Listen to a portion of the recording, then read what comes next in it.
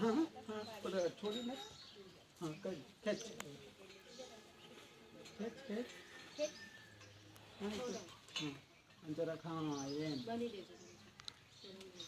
सलामी आम दो जैसे थे एक साधा में रास्ता के सलामी भारत माता की जय भारत माता की जय वंदे मातरम वंदे मातरम कमीनारा वंदे मातरम कमीनारा वंदे मातरम सरदार वल्लभभाई पटेल की जय सरदार वल्लभभाई पटेल की जय महात्मा गांधी जी की जय महात्मा गांधी जी की जय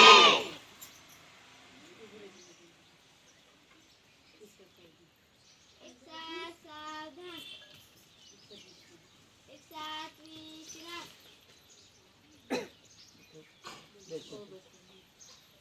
આજના આપણા પ્રજાસત્તાક દિન નિમિત્તે આપ સૌ બધાએ આપ સૌનું હાર્દિક સ્વાગત છે. આજે આપણે 26મી જાન્યુઆરી ને આજે ઉજવણી કરી રહ્યા છીએ ત્યારે ગામના વડીલ એવા મૂળજીભાઈ भारत माता की जय भारत माता की जय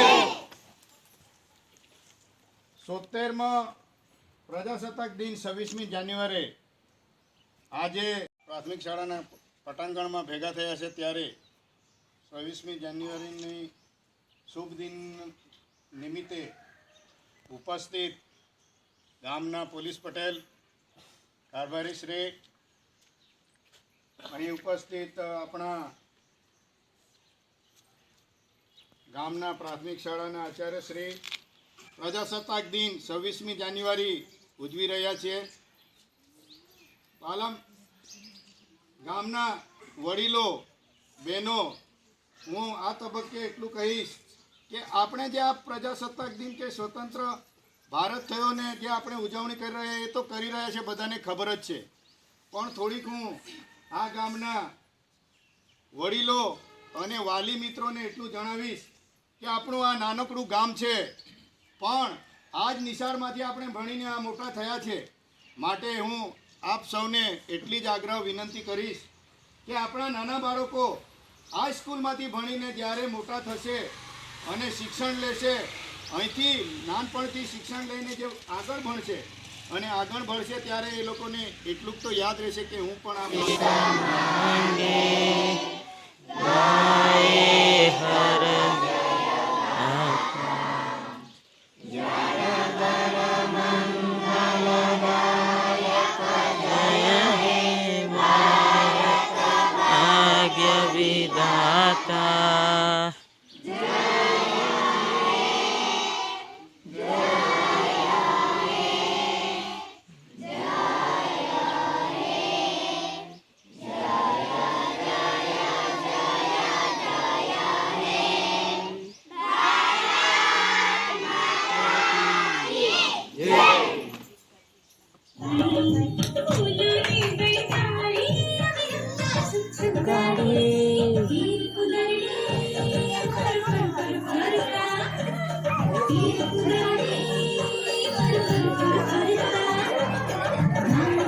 मजा लेता है क्या? मजा आती है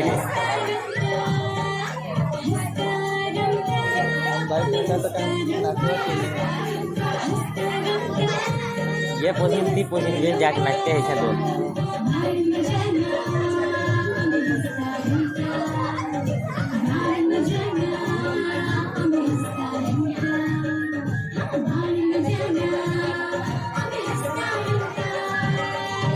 एक पढ़ लेंगे हमने ला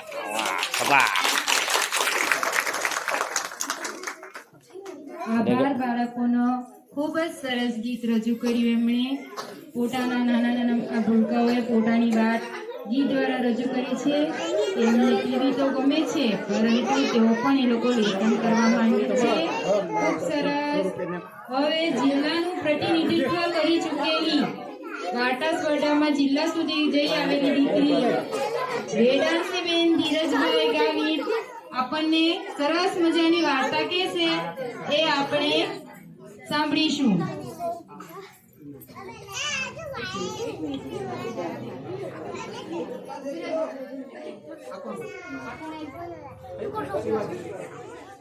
શિવાજીભાઈ લાછુભાઈ ગામિત તરફથી બાળકોને 100 રૂપિયાનું ઇનામ મળે છે.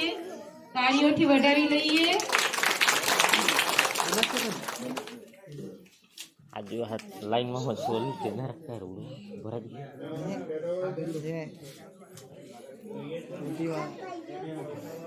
બેન્ડુભાઈ એવાજીભાઈ બાગુલ તરફથી બાળકોને 51 રૂપિયાની ભેટ મળે છે. આપણે તાળીઓથી વધાવી લઈએ. ખૂબ ખૂબ આભાર. નિલેશભાઈ પ્રકાશભાઈ ગાવી નિલેશભાઈ પ્રકાશભાઈ ગામિત તરફથી આપણને 50 રૂપિયાની ભેટ મળે છે બાળકોને. ખૂબ ખૂબ આભાર. અમે પણ તાળીથી વધાવી લઈએ.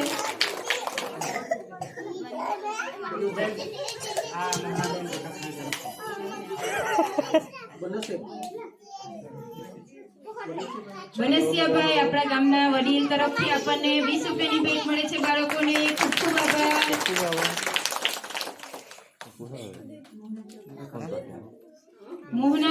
મોહનાબેન પ્રકાશભાઈ ગામિત તરફથી આપણને 50 રૂપિયાની ભેટ મળે છે. એમનો પણ ખૂબ ખૂબ આભાર. તાળીઓથી વધાવી લઈએ. કર્યું છે જિલ્લા કક્ષા સુધી આ દીકરી જઈ આવી છે. આપણે પહેલા તાળીઓથી એમને વધાવીએ.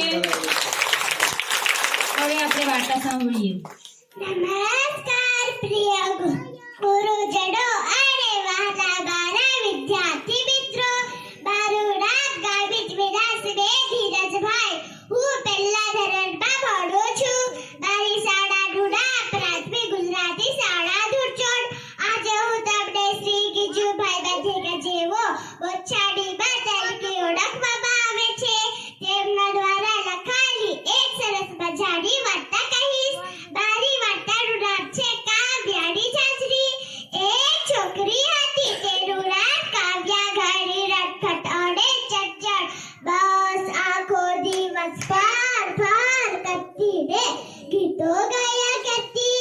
ફળિયામાં બધા સાથે મીઠી મીઠી બાધ જેવી ચબરી વાતો કરતી. એની કાલી ઘેલી બોલી સોડું બારણા મોહી લેતી. એક દિવસ એના પપ્પા શિવના મંદિરે દર્શન કરવા ગયા. ત્યાં સુંદર મજાનો મેળો ભરાયેલો હતો. રમકડાની ઘણી બધી દુકાનો અને ચગડોળ હતા. ત્યાં તે એક દુકાનેથી તેમની દીકરી કાવ્યા માટે ઝાંઝરી ખરીદી. ઘરે જઈને તેના દફતરમાં ઝાંઝરીનું બોક્સ મૂકી દીધું. કાવ્યા લેસન કરવા બેઠી ત્યારે તેના દફતરખાનામાં ઝાંઝરીનું બોક્સ જોયું. બોક્સની અંદર એક ચિઠ્ઠીમાં લખ્યું હતું કે મારી લાડકી દીકરી કાવ્યા માટે અમૂલ્ય ભેટ. કાવ્યા તો હરાઘેલી થઈને આખા ગામમાં ઝાંઝરી પહેરી રોમ ઝમ અવાજ સાથે નાચતી અને ગીતો ગાયા કરતી. પપ્પાની લાડકી કાવ્યા, કાવ્યાની ઝાંઝરી લાવ્યા. આમ રોજ કાવ્યા પપ્પાની લાવેલી ઝાંઝરી પહેરીને ગીતો ગાયા કરતી. આવી રીતે ગીતો ગાતી ગાતી બાજુમાં રહેતા રબાબસ કહેતા, આ છોકરે તમારે હરાઘેલી એના પપ્પાએ ઝાંઝરી શું લાવી દીધી? એમાં તો ઘેલી ઘેલી થઈ ગઈ છે કે શું? તો કાવ્યા કહે, હા માસી. એ પાછી ગીત ગાતી.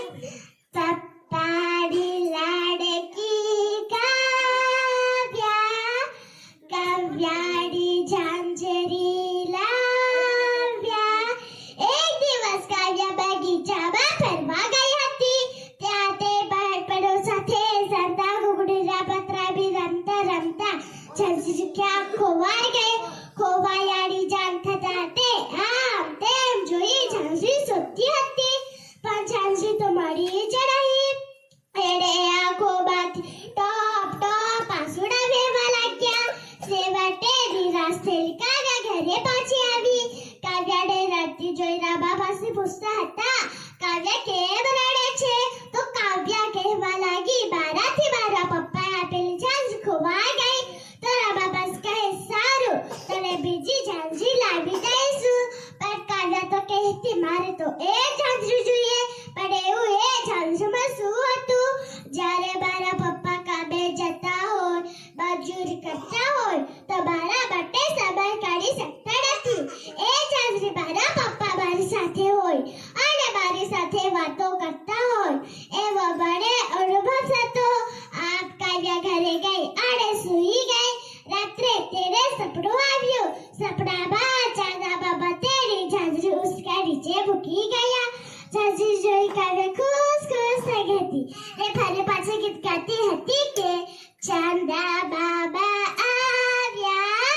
આવ્યાની ઝાંઝી લાવ્યા.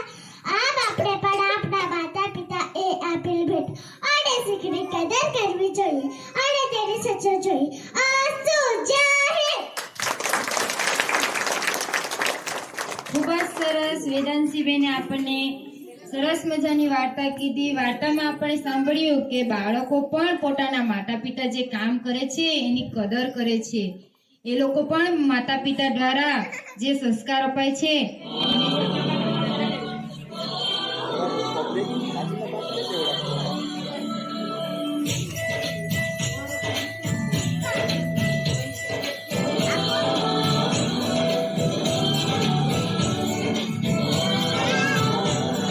કાકાજી તો યાદગીરી રહી છે એમના